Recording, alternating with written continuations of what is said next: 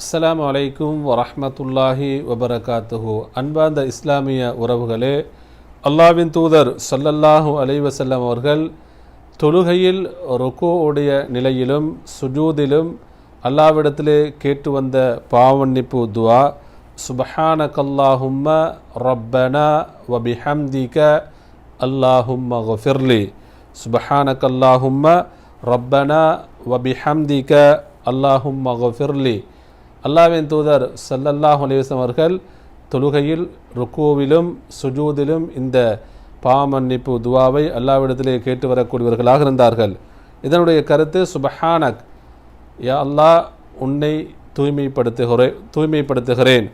அல்லாஹும்ம, இறைவா, ரப்பனா, எங்களுடைய இறைவா, வபிஹம்திக, உன்னை புகழ்வது கொண்டு நான் உன்னை தூய்மைப்படுத்துகிறேன்.